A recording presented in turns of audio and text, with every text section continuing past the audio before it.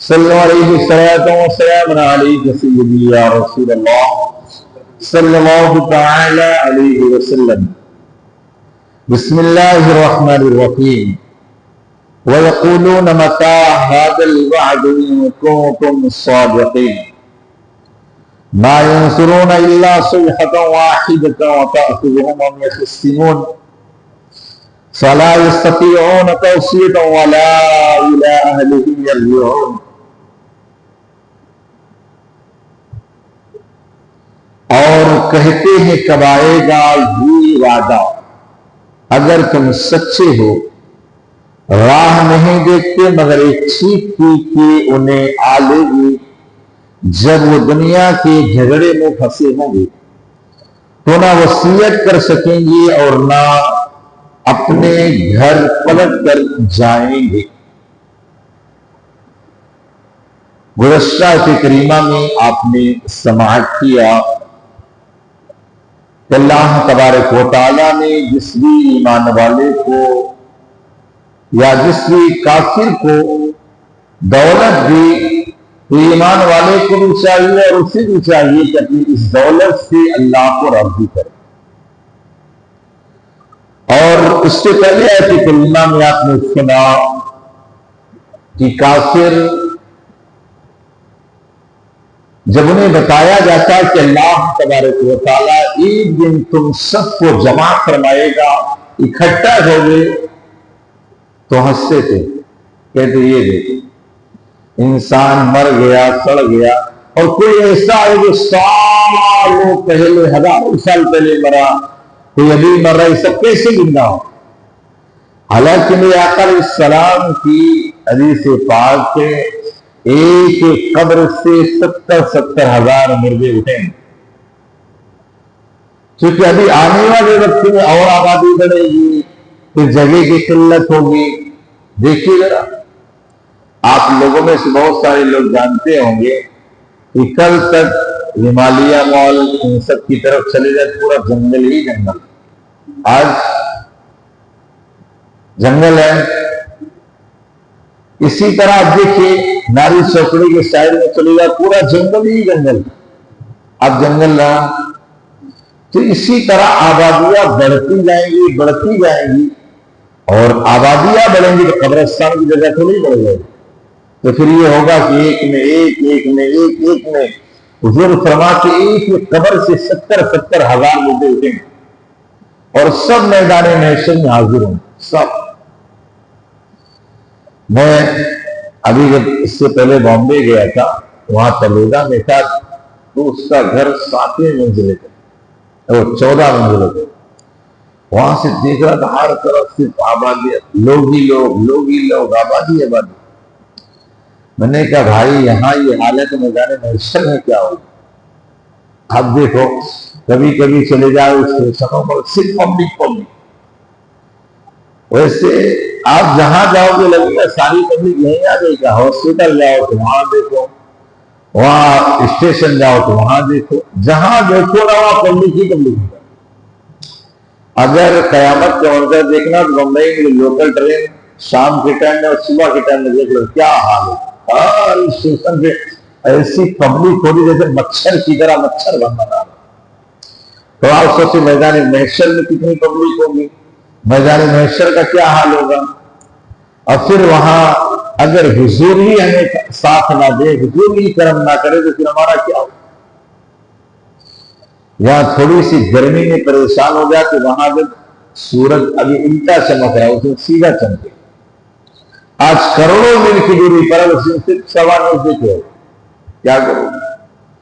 بہرحال کہ عرب کے کافروں کی یہ بات بڑی عجیب لگتی ہے. کہتے ہی ایمان والوں کو کہا وہ جو تم کہہ رہے تھے کب آئے گا وعدہ کہ لوگ سب فنا ہو جائیں گے. یعنی بتاتے تھے نا کہ ایک وقت ایسا آئے گا حضرت اسرافیل علیہ السلام سور پھونکیں گے، وہ ایک آواز ہوگی، سارے کے سارے مر جائیں گے. عرب کے کافر جو آ کے کہتے ہیں وہ کب ہونے والا، وہ کب ہونے والا، بطور مذاق.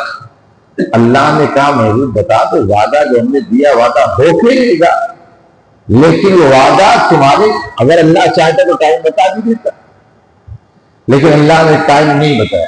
لیکن اس کی نشانی بتائی، کہا جب یہ ہوگا نا تو اگر گھر والا گھر کے باہر ہے نا تو گھر کے اندر بھی نہیں آ پائے گا۔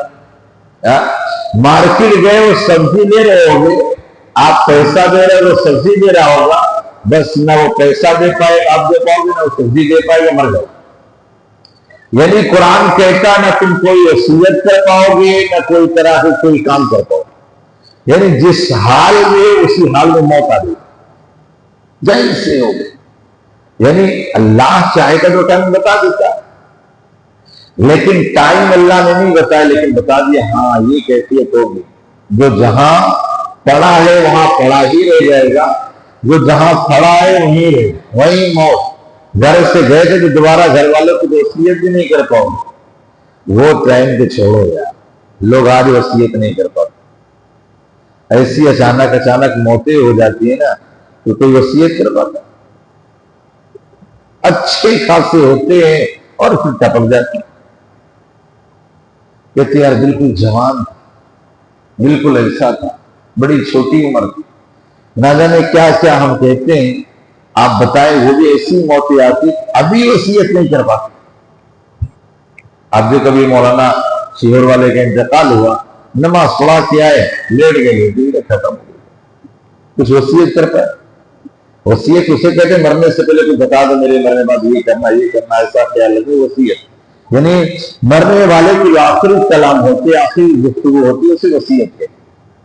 تو لوگ آج وصیت نہیں کر پا رہے، تو جو سور پھونکا جائے گا کیا وصیت کر پائے؟ وہاں پہ فٹ کھٹا، لیکن ہاں اس وقت ایسا ہوگا کوئی ایمان والا نہیں ہوگا، اور کوئی 40 سال سے کم کا بھی نہیں ہوگا۔ جو سور پھونکا جائے گا نا تو اس سے 40 سال پہلے ایک ٹھنڈی ہوا چلے گی، سارے ایمان والے انتقال کریں گے، صرف ایمان والے۔ کافر بڑے خوش ہوں گے، دیکھا سب مر گئے، کافر خوشی میں لے جا کر ان کو دفنا دے۔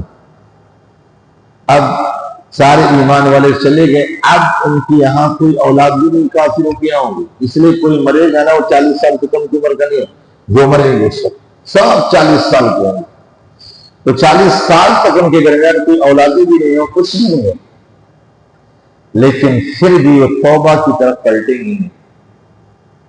بہرحال تو یہ بطور مذاق کہتے وہ ٹائم کب آنے والا؟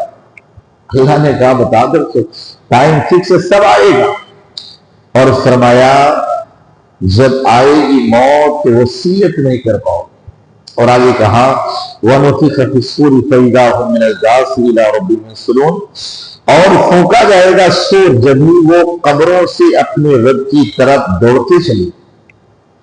پھر جو حضرت اسرافیل علیہ السلام سور پھونکیں گے دوبارہ، لوگ اپنی قبروں سے اٹھیں، لوگ اپنی قبروں سے اٹھیں گے، میدان محشر کی طرف بھاگیں گے، میدان محشر کی طرف بھاگیں گے۔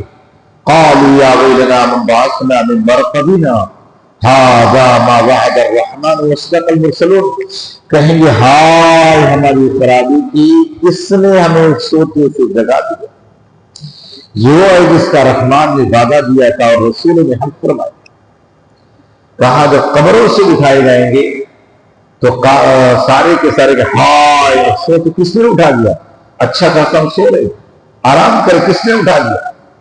کہا جائے گا یہ وہی ہے جس کا تمہیں دنیا میں وعدہ دیا، چلو رسولوں کو وعدہ دیا گیا تھا، یہ سارے کے سارے ایک دن اٹھائے گئے۔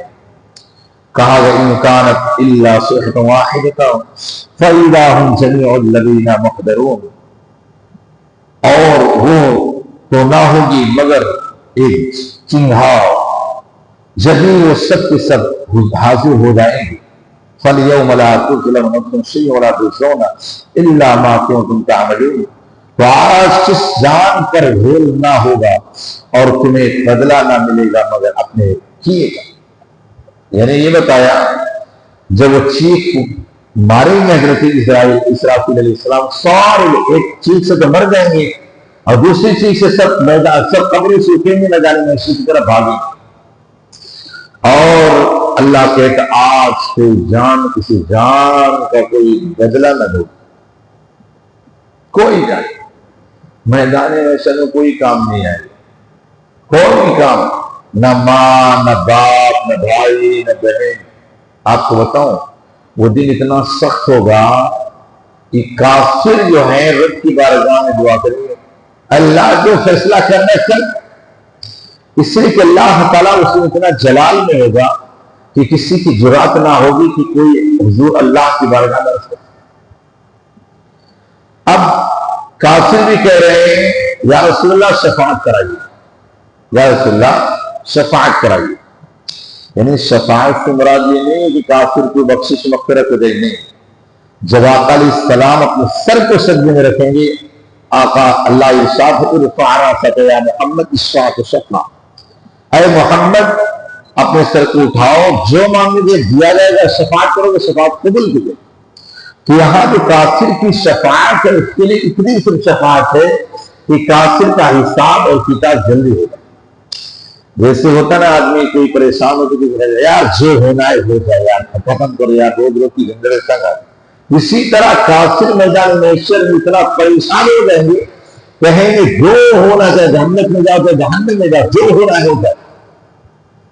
پھر آقا علیہ السلام جو شفاعت کریں گے تو پھر کافروں کے لیے بھی جہنم میں جانے کا راستہ کھلے، ورنہ میدان محشر کی سختیوں سے سب ہار جائیں.